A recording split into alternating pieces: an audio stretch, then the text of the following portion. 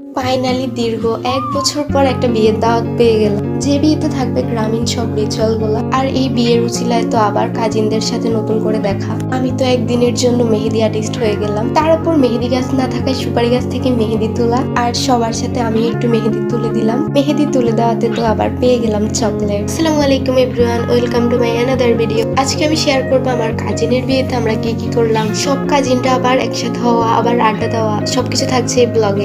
দুপুরবেলা আমার কাজিনরা আসছিল মেহেদি দেওয়ার জন্য। আমি যেহেতু কলেজ থেকে আসছি তো আমি অনেক টায়ার্ড ছিলাম, তাই আমি খেয়ে নিচ্ছিলাম আগে। আর আমি ফার্স্ট অফ অল তো আমাদের ব্রাইডকে মেহেদি দিয়ে দিয়েছিলাম, বউকে। আমি যদিও আহামরি তেমন মেহেদি দিয়ে দিতে পারি না, তাও জানাবেন কেমন হয়েছে। বিয়ে বাড়ি যেহেতু সবাই মেহেদি দেওয়ার জন্য অনেক আগ্রহী, তো এখানে আরো কিছু পিছি পিছি বাচ্চারা আসছিল ওদেরকে মেহেদি দিয়ে দেওয়ার জন্য। তো আমি সিম্পলি কিছু দিয়ে দিচ্ছিলাম, কিন্তু আমার বিন্দু পরিমাণ এনার্জি কাজ করতেছিল না মেহেদি দিয়ে দেওয়ার মতো।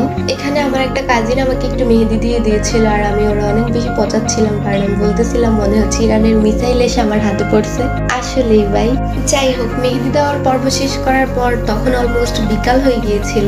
আর বিকালে তো সবাই মেহেদি তুলতে ব্যস্ত ছিল, আর গ্রামে তো এসব রিচুয়াল মানাই হয়। আর এখানে একটা হাস্যকর বিষয় হচ্ছে, আমাদের বাড়ির আশেপাশে কোথাও কোনো মেহেদি গাছ ছিল না, তাই আমরা মেহেদির ডাল এনে সুপারি গাছে দিয়ে দেন সবাই মেহেদি তুলতেছিল।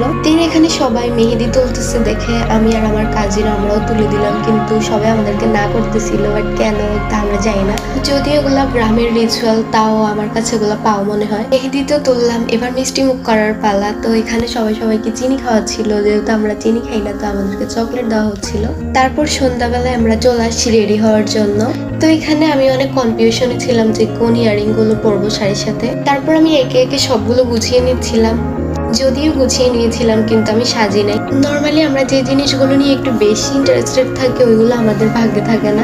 এমনিতে আমি অসুস্থ ছিলাম, তার উপর শাড়ি পরে গরমে আরো খারাপ অবস্থা হয়ে গিয়েছিল, তাই আর আমি হলুদে অ্যাটেন্ড করতে পারি না। যাই হোক, তারপর চলে আসি বিয়ের দিন। এখানে আমার সব পিচ্ছি কাজিনরা বসে গেট দেওয়ার জন্য সব অ্যারেঞ্জ করতেছিল। আরেক খয়রাতি কাজিন এখানে এসে বসেছিল গেটের টাকার জন্য, তা আমি ওকে পছাচ্ছিলাম। তারপর আমরা চলে আসি দুপুরে খাওয়া দাওয়া করার জন্য। তারপর এখানে আমার কাজিনের তার হাজবেন্ডের সুন্দর একটা এন্ট্রি হয়, যদিও আমার ফুল ক্লিপটা নেওয়া হয়নি। এখানে সবাই মাথার উপর হলুদের ডালাটা ধরে টাকাও তুলতেছিল। তারপর সবাই নতুন হাজবেন্ড ওয়াইফকে মিষ্টি মুখ করাচ্ছিল। আর এই লাইনটা হচ্ছে আমার বান্ধবীদের জন্য, দেখ বান্ধবী, বিয়া কর, এভাবে বিয়া করলে এভাবে মিষ্টি খাইতে পারবি, আর আমার থেকে ট্রিট না চাইয়া বিয়া কর। এখন হয়তো বা বলবি যে তুই বিয়া কর, আসলে ভাই আমার মিষ্টি পছন্দ না। তারপর তাদের সামনে আয়না দেওয়া হয় এন্ড জিজ্ঞেস করা হয় কে কি দেখতেছে, বাট ওরা শরমে কেউই কিছু বলতেছিল না। তারপর চলে আসে সবচেয়ে কঠিন মুহূর্তটা। আসলে এত বছর বাবার বাড়িতে কাটানোর পর অন্য একটা বাড়িতে